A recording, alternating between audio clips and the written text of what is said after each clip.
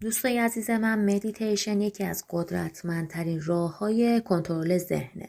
شما هر چقدر توی این دریا پیش برین متوجه میشین که چقدر تسلط روی کنترل ذهنتون بیشتر شده. پس مدیتیشن ها رو حتما جدی بگیرین و از تمرین های ساده شروع بکنید که من امروز توی این فایل صوتی میخوام یکی از ساده ترین ها اما پرقدرت ترین ها رو در واقع به شما آموزش بدم که حالا افرادی که اصلا تجربه این ندارن هم بتونن شروع بکنن و تمرین بکنن و نتایج عالی بگیرن.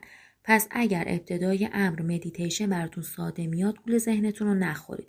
انجامش بدید، هر روز 10 دقیقه این مدیتیشن رو انجام بدین و بعد نتایج عالی که از آرامش، رفع استرس و خیلی اتفاقات دیگه در مورد ذهنتون و شعف و حال خوبتون بهتون دست میده رو به هم بگید. حالا میخوام توضیحاتی بدم در مورد نشستن توی مدیتیشن.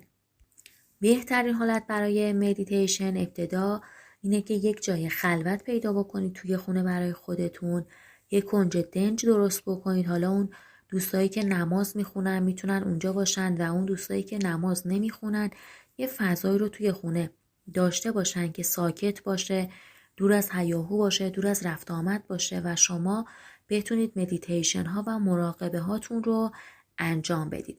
بعد از یه مدت میبینید که اصلا اون منطقه از خونتون خودتون متوجه میشین که چقدر انرژیش متفاوت تره. و بعد از اینکه به حالت مدیتیشن 4 زانو نشستین، حالت مدیتیشن اینجوریه که 4 زانو روی زمین میشینید، کمر، ستون فقرات و سرتون رو صاف نگه میدارید که توی یه راستا باشن و اگه کمرتون اذیت میشه نمیتونید صاف بشینید، میتونید به یه جای تکیه بدین که کمرتون حائل داشته باشه. و دوستانی که مشکل نشستن دارن، زانو درد یا کمر درد دارن، میتونن دراز بکشن.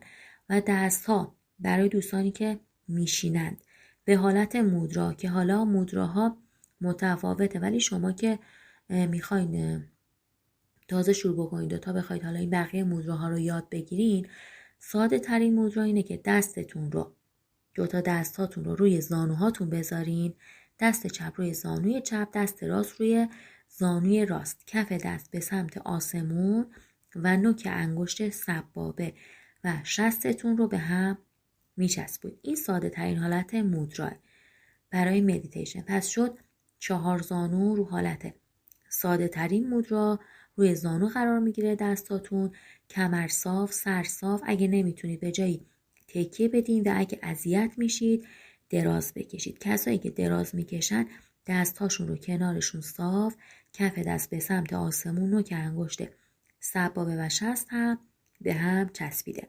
و توی حالا وایس اصلی آموزش مدیتیشن که میخوام بهتون توضیح بدم، وقتی که در واقع بهتون میگم که به حالت مدیتیشن بشینید یا دراز بکشید، باید این اتفاق برای شما رقم بخوره.